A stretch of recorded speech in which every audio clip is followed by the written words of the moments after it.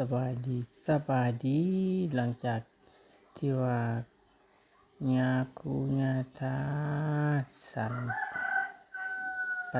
ฏิหารหรือว่าถวายข้าวบิณฑบาตแล้วนอกจากก็มีการไม่ออกหรือว่าพอออกสิบห่อน้อยใหญ่เอาออกมากินบัดนี้นะเจ้ากินข้าวสามัคคีนะเจ้ากินข้าวสามัคคีอยู่ที่วัดแล้วบัดนี้อันนี้ก็พาไปพามันเอาที่สูบไปมันว่าซั่นผู้ช่วยก็สูบดี ได้กินอาหารแซ่บได้เพิ่นก็เลยเนาะแซ่บถ้วยนี้ก็แซ่บว่าซั่นเจ้เพิ่นอืมอืมเอียงไปทางเนาะเจ้เนาะ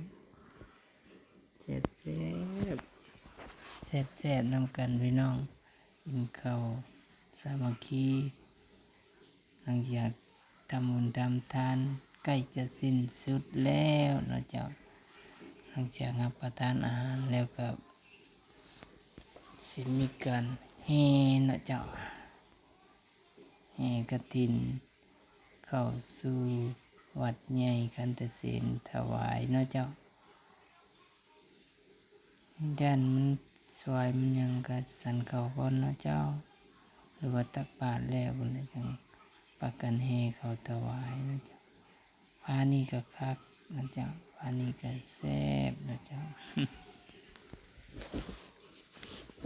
พานี่ก็แซ่บคือกันนะเจ้า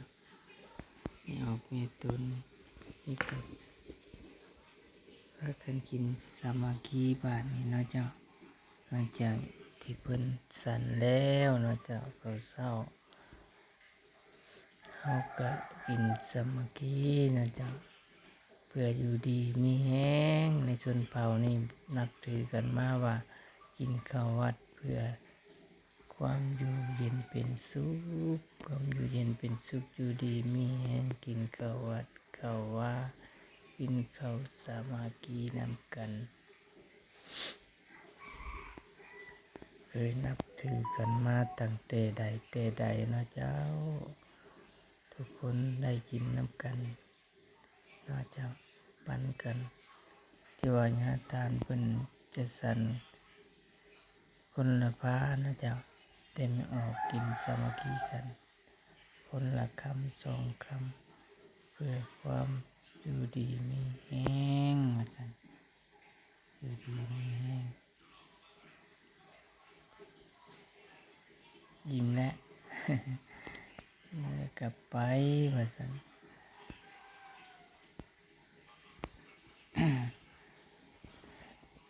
อิ่มแล้วเนาะอิ่มแล้วก็เกียมนั่งท่าแล้วจะหากินน้ำกินท่าแห่กฐินบัดเจ้าแห่เข้าที่วัดนะวันนี้ด่าเพื่อนเงินพระเขาพระป่าแล้วเหมือนเนาะเจ้าตอนนี้ยังกินอยู่พอกินเด้อแม่เด้อดิกินไว้มันสิแค้นได้ว่าซั่นแซ่บไก่เลยเจ้า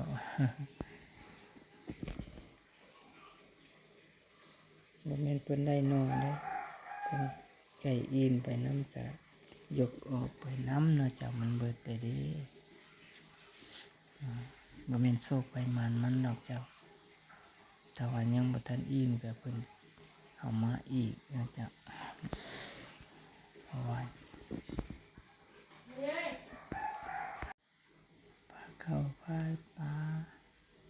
รับประทานอาหารนะเจ้าบ่แม่นน้อยนะแต่ละพานะเจ้าแต่ทุกคนเลือกกินนะเจ้าว่าเพิ่นจะเลือกกินแค่ไหนนะเจ้าบางคนก็ว่าบ่เอาหลายเด้อเอาจัก2ถ้วย บางคนก็ว่าพออิ่มแล้วว่าซั่นเอาแต่ตามใจนะเจ้ากินสามัคคีนี่ก็ได้ใครอยากหยังก็เลือกกินไปเลือกหยังก็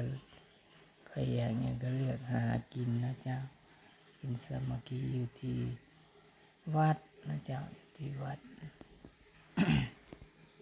บ่อนตั้งของบุญนะเจ้ากินข้าวสามัคคีกับสิประมาณนี้นะเจ้า แซ่บๆเหมือนกันนะเจ้า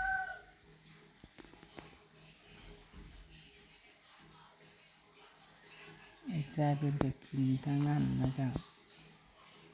นี่ออกเองก็กินทางนี้